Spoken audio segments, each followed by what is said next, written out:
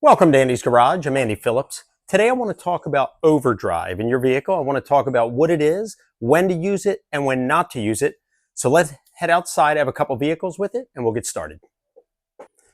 Now we're going to be looking at a few different vehicles because depending on the cars, the symbol that illuminates on your cluster panel may be different, but at the end of the day, they're all just overdrive off and on. So we're going to start off with this one here. We're going to get inside of this one, we'll show this one, and then we'll move on to some other ones, and then we'll do some road testing so you can see the difference in the performance. Well, let's head in here and we'll look at this one.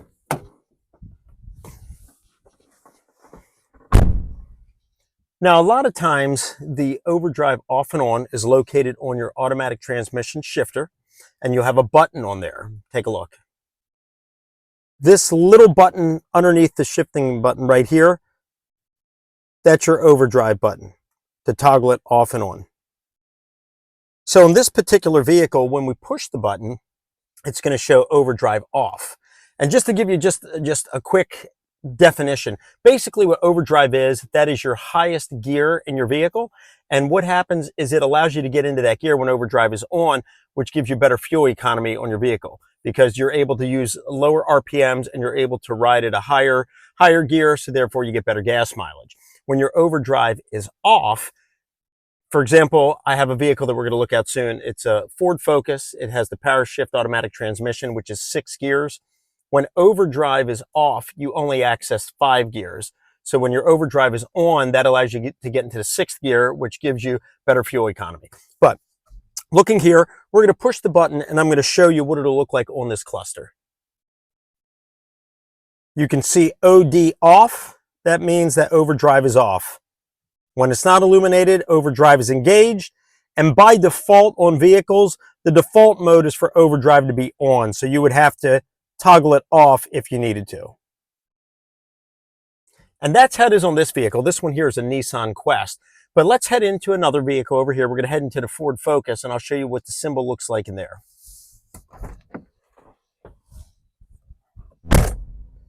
So this vehicle here, this is a 2014 Ford Focus. It has the automatic transmission, the problematic transmission, the power shift, which you hear a lot of negative feedback on. If you want to see some other videos I've done with this vehicle, I'll have them down in the description. I'm going to be trying to explain a little bit about this transmission. It's a little bit different than your typical automatic transmission since it utilizes dual clutches, but we're not getting into that right now. But basically with this one here, let's look at the shifter and I'll show you what it looks like on this one, and we'll show you what the symbol looks like on the cluster. On the side of the shifter, you have this little vehicle going down a hill. That's how you toggle the overdrive off and on. And here's what it looks like on the cluster panel when you toggle it off.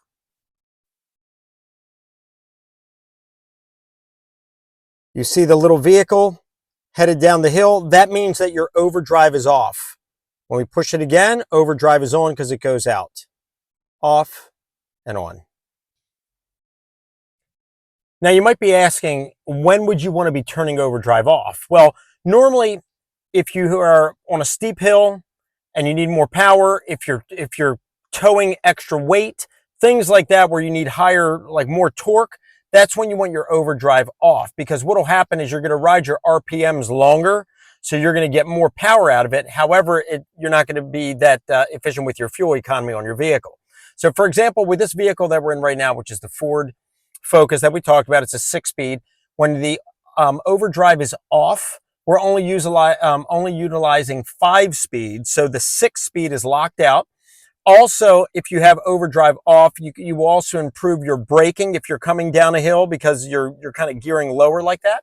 But let's take the car on a drive and let me show you exactly what it'll look like. We're going to first drive it with the overdrive on, and you can see how it usually shifts at around 2,500 RPMs, which if you're trying to save on your gas mileage, that's better because you're getting into the gears quicker as you're climbing up, and you'll access your highest gear for better fuel economy. Then we're going to show it with the overdrive off, and you're going to see how we're riding more into like 3,000, 3,500. In some cases, which we're not going to show in this video, I've even had it go up to almost 4,000 RPMs when the overdrive is off. Now, what I use it for sometimes, if I almost want to do like a little bit of like some power coming out of a red light, and if I'm on a little bit of a hill, not a high hill with a heavy load, but what I'll do is I'll turn the overdrive off, and I'll wait until I get into like third gear, and then I'll switch overdrive on, and it'll kind of launch me into then third and fourth really quick, and then you get up into 5 and 6, and you pick up the speed quicker.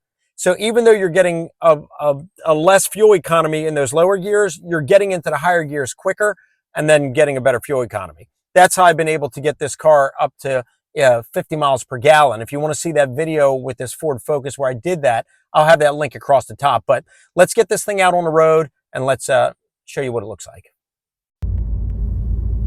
We have the overdrive on because as you can see, we don't have the light showing that it's off. Check out the RPMs though.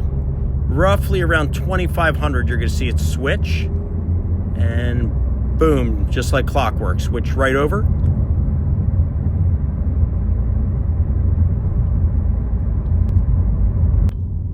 Now we have the overdrive off. You can see the little symbol there is illuminated, and check out the RPMs now. Normally we would have switched right there, 2,500. Here we are passing 3,000, boom, just under 3,500. It's shifting. And then here we go again. And as mentioned already, sometimes you may even have it go up to 4,000 RPMs, but it all depends.